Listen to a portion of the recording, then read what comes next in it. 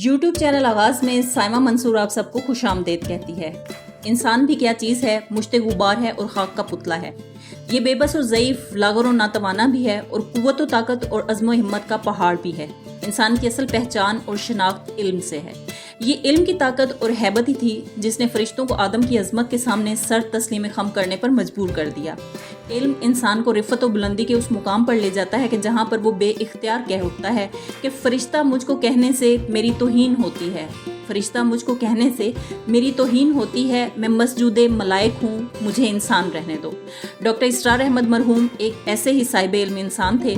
उनकी सारी ज़िंदगी तफसील इल्म और फ़रोग़ इल्म में सर्फ हुई। उनके इल्म का माखज़ व मंबा दो चीज़ें थीं, कुरान व हदीस और अल्लामा इकबाल की शायरी। उनकी तहरीर व तकरीर और गुफ्तगू इन्हीं दो चीज़ों के गिर्द घूमती है। चुनांचे डॉक्टर इसरार अहमद अपने एक मजमून इनकलाबी तरबियत का नबवी तरीका में लिखते हैं कि कुरान ही इस्लामी तहजीब का असासी लिटरेचर है। इस्लाम के इनकलाबी फ़िक्र की असास यानी तौहीद इसका बुनियादी और अहम तरीन मौजू है।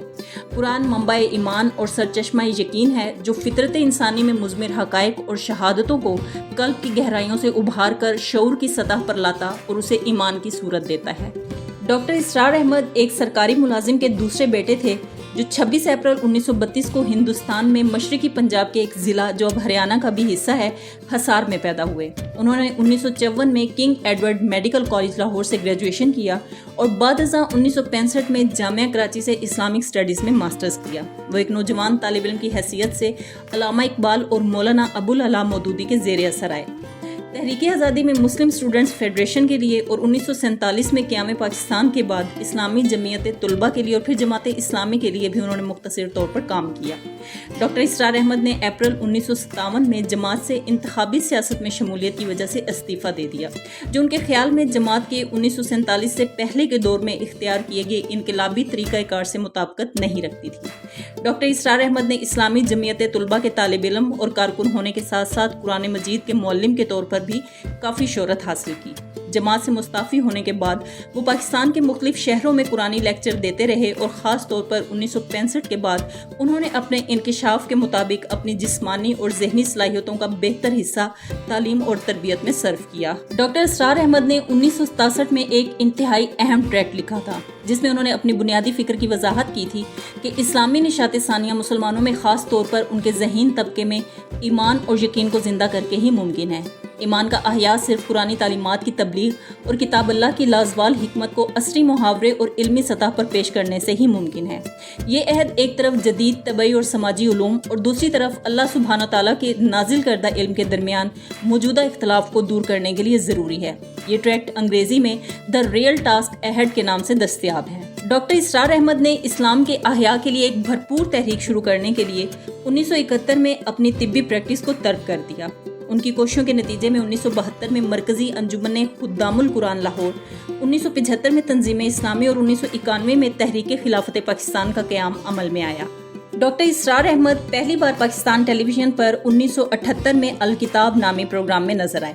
उसके बाद दूसरे कई प्रोग्राम्स जैसे अलिफ लाम मीम, रसूल कामिल, उम्मुल किताब और अल हुदा में उनके कई मजहबी लेक्चर्स का ये सिलसिला जारी रहा।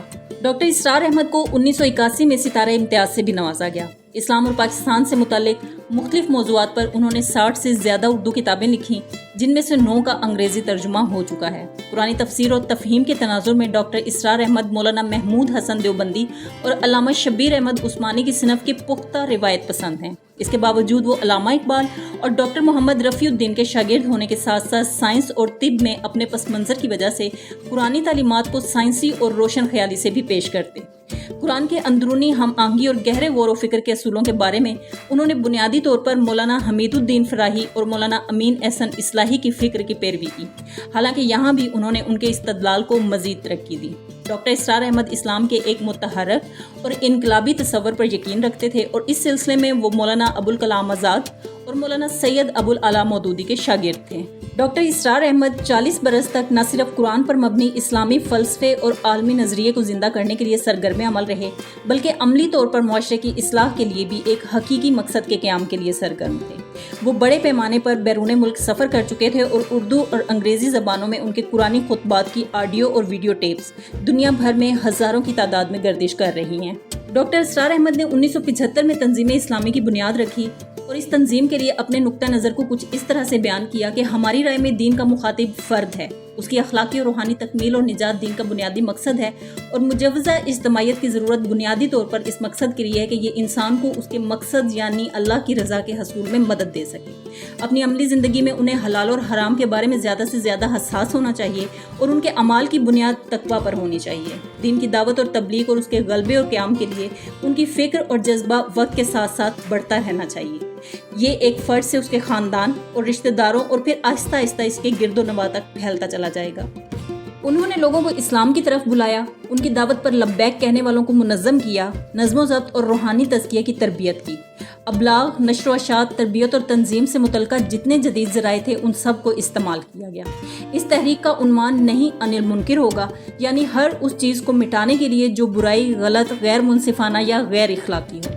पैगम्बर अकरम सल्लल्लाहु अलैहि वसल्लम की एक मारूफ और कसरत से नकल शुदा रिवायत के मुताबिक ताकत और वसाइल की दस्तयाबी के लिहाज से इस जिम्मेदारी के 3 दर्जे हैं, यानी अपने हाथ से बुराई को मिटाना, किसी की ज़बान से बुराई को मिटाना और बुराई को दिल से मिटाना। जब तक नहीं अनिल मुनकिर के आला तरीन दर्जे को अंजाम देने के लिए मतलूबा कुव्वत मुयस्सर नहीं आती, हमें इन तमाम गैर इस्लामी तरीक़ों के खिलाफ आवाज़ बुलंद करते रहना चाहिए जो मुस्लिम मुआशरों में राइज हो चुके हैं। हमें अबलागे आमा के तमाम दस्तयाब वसाइल को बुरुए कार लाते हुए मुक़्तदर लोगों को इन गैर इस्लामी तरीक़ों के खात्मे के लिए कायल करने की कोशिश करनी चाहिए और हमें अपनी इस्तात के मुताबिक ये फ़र्ज़ अदा करना चाहिए।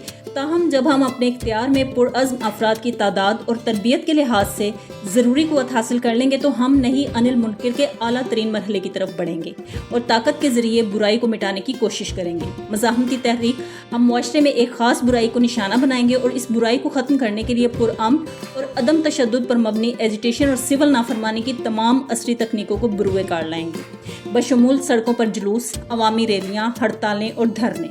हम किसी भी सरकारी या निजी अमलाक को नुकसान नहीं पहुंचाएंगे, हम किसी भी हालत में किसी पर हमला नहीं करेंगे, लेकिन एक ही वक्त में हम अपनी जान देने को तैयार होंगे। इस्लाम की खातिर अपनी जानें कुर्बान करने की हमारी आमादगी सिर्फ इसी सूरत में होगी कि हम किसी को नुकसान पहुंचाने या किसी चीज़ को तबाह करने से इनकार कर देंगे। दावत व तबलीग के सिलसिले में उम्मत की इज्तिमाई जिम्मेदारी के हवाले से हम समझते हैं कि सबसे अहम काम ज़माना जाहिलियत के बातिल अकायद व रसूम का मुकाबला करना है जो आज भी राइज हैं और जदीद दौर के गुमराहकुन अफकार और फ़लसफ़े की मुअस्सर तरदीद करते हैं। इसके अलावा इंसानी ज़िंदगी के मुख्तलिफ पहलुओं के बारे में किताब और सुन्नत की तरफ से दी गई रहनुमाई को वाज़ेह अल्फाज में बयान किया जाए ताकि उनकी असल हिकमत और अकली अहमियत वाज़ेह हो सके और लोगों के जहनों में मौजूद शकूक व शुबहात को दूर किया जा सके।